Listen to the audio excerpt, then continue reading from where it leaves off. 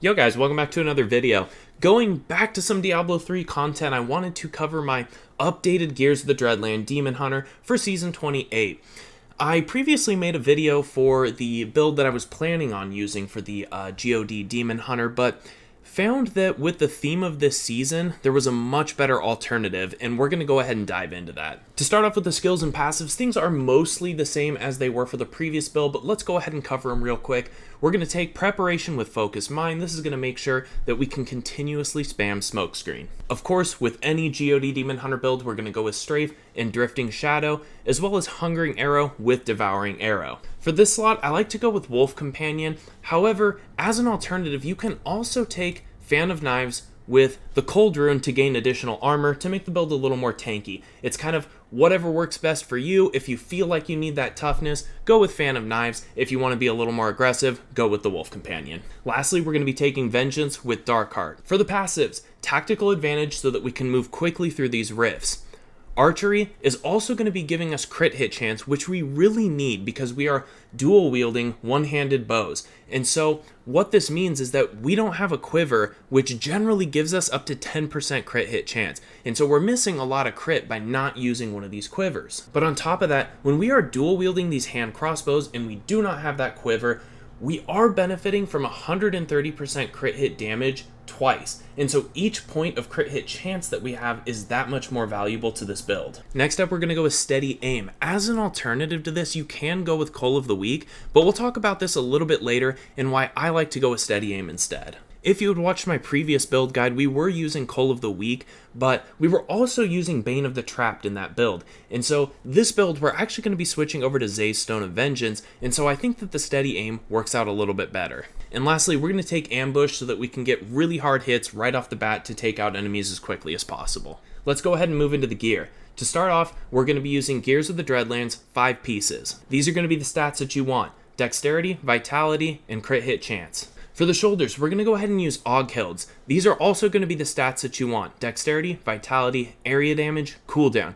As an alternative to Vitality, feel free to take All Resist, as that works just as well. For the amulet, we're going to take Squirts. You're going to want this Cold Damage, Crit Chance, Crit Damage, and a Socket. For the gloves, we're going to be using Gears of the Dreadland. Dexterity's great, Crit. Now, as an alternative to area damage, feel free to take cooldown reduction or even resource cost reduction. In these speed runs, area damage is not particularly phenomenal, but this build doesn't really need resource cost reduction or that much cooldown reduction either. And so I still opt to go with the area damage, even though it's not really that ideal for speed runs. To go back to the shoulders as well, I'd make the same point here. If you want to take resource cost reduction or resist all elements instead of area damage, feel free to do that as well. For the chest, we'll also be taking Gears of the Dreadland, Dexterity, Vitality, Resist all elements, and 3 sockets with diamonds. To get our AUG Hilds 3-piece bonus, we're going to be using the Bracers, Cold Damage, Dex, Vitality, Crit Hit Chance. For the belt, we'll go ahead and take Hunter's Wrath, Dexterity, Vitality. You can either go with 15% life or resist all elements, and Hungering Arrow Damage. Make sure that your secondary roll is as high as possible. This is incredibly essential to doing as much damage as possible. For the rings, we'll take Focus and Restraint.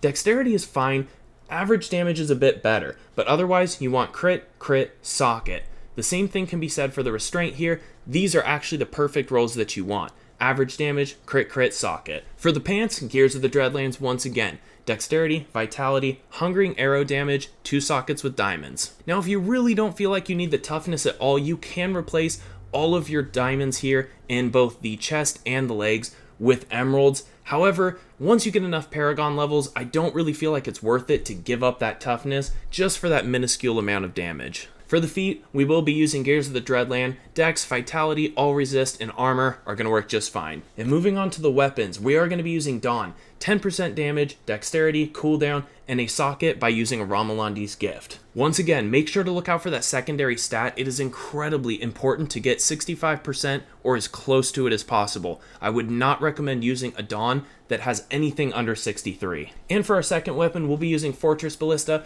We want the exact same rolls that we have on our Dawn, so we want that damage, Dexterity, Cooldown, and a Socket with the Romulandi's Gift. Again, that secondary stat is so important. This build has so many secondary stats that we are incredibly reliant on, and so make sure to get those rolled as high as possible. Now, a lot of people may wonder why we are not using Valas instead of the Fortress Ballista. there is a bit of a misconception with Vala's bequest. A lot of people think that this means your hungering arrows are actually going to pierce. That is not the case. This is just going to make your little bullets from strafe pierce, which will occasionally cause hungering arrows to come out just a little bit faster. It is not worth it for speed runs. The Fortress Ballista is not only going to help us stay alive, but more importantly, it's going to give us an absorption shield, which is going to protect our Squirt's necklace buff. Squirts is effectively doubling our damage, and so by keeping this buff up 100% of the time, we are really raising the ceiling on how much damage we're doing in these speed runs. And to quickly cover the legendary gems, of course we'll be using Simplicity Strength because we are relying on a primary skill to do our damage. We're also going to be taking Zay's Stone of Vengeance. Now in my previous build I had been using a Bane of the Trapped, but I switched back and forth between Zay's and Bane, and I did feel like I liked Zay's a little bit more. The problem with Bane of the Trapped in this build is that we don't really have a way to slow enemies naturally. Our cold on our hungering arrow is not actually slowing them, and so we have to rely on the aura that's on the Bane of the Trap to actually get the damage bonus, whereas Zay's Stone of Vengeance is active no matter where you are. If you haven't seen my video on Zay's Stone of Vengeance, I recommend checking it out. It is a lot better than it reads. Even if you're only 1 yard away from an enemy, you are actually gaining a damage bonus from Zay's Stone of Vengeance, and so if you were not aware of that, please check out the video. I'll leave a link down below in the description. And for our final legendary gem, of course, because we are playing a spin to win build, we're going to want to go with the Trag'Oul. Moving on to the cube, we'll be using the 9th series satchel. So this is why our hungering arrow is guaranteed to pierce. On top of that, it's going to deal 600% increased damage. A massive amount of our character's power comes from this. You really cannot play this build without the 9th series satchel. For the armor slot, we'll go ahead and take Depth Diggers, 100% additional damage on our primary skills. And lastly, Ring of Royal Grandeur so that we can benefit from the 3-piece Aughild and the 6-piece Gears of the Dreadlands. Alright, moving on to the follower, we're going to go with the Scoundrel, and if you can get your Scoundrel tough enough, I recommend taking the token that's going to gain access to all skills. Now it does take a bit of work and you're really going to have to augment all of his gear. You're going to have to upgrade your Esoteric Alteration and your Mutilation Guard. If you're not here yet, then I would just recommend taking the token that ensures that your follower cannot die. Alright, moving over here so that we can cover the skills that you're going to want to take if you don't have the token that unlocks all skills. I would recommend taking Powered Shot, Anatomy, Piercing Shot, and then you can either go with Knight's Veil to get some additional damage, or you can go with Vanish to have an extra life. Now my Scoundrel is still set up for Torment 16. I do have to kind of convert him over to a speed GR pushing variant, but I went ahead and augmented just about every single piece of his gear with intelligence so that he gains additional all resist. He is pretty much invulnerable in the speed GR 125s. But to quickly cover the really important items that you're going to want to ensure that you have on your follower: Flavor of Time, Nemesis Bracers, Oculus Ring, and Gloves of Worship. Alright, so to quickly move over to the stat sheet, my character actually has too much cooldown reduction. If you have a perfect Dawn 65% roll, you only actually need 37% cooldown reduction. Now, if you get a 64% or 63% Dawn, that does not mean that you then need 38% or 39% cooldown reduction on your character. It does not work exactly like that. It's not a one-for-one trade-off. And so what I'll do is I'll also leave a link down below in the description to a Dawn calculator where you can find out exactly how much cooldown reduction you're going to need to put on your character based on what your Dawn rolled. Alright, to quickly go ahead and dive into some gameplay, you're going to want to be elite hunting with this build. We're using the Aughild set to really benefit from that additional damage against elites. There's a lot of reasons in Season 28 why you want to focus on these elite hunting builds, especially for speed farming. If we quickly hop over to the Altar of Rites, we have several nodes that are going to give us additional damage against elites, starting with Command, increased damage against elites by 15%. Then we move down here to Prowess for an additional 20% damage. And we also have Reach, and so any of these progress orbs that are dropped are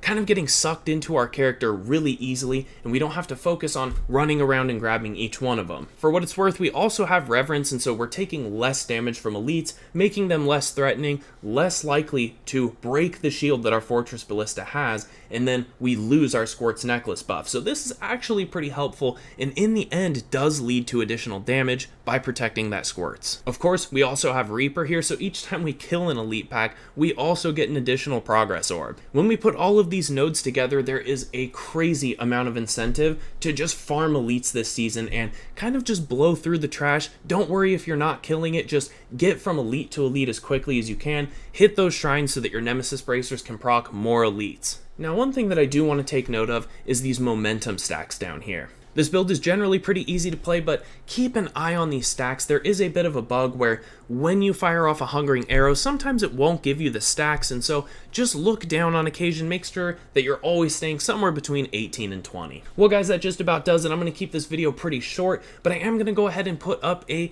GR125 speedrun so that you guys can check it out for yourselves. Really consistent build. You can always take out these GR125s in under 3 minutes. I really hope you enjoy it. Let me know down in the comments down below if you've given it a try and how it worked out for you. As always guys, thank you so much for watching. Really appreciate it, and I'll see you on the next one.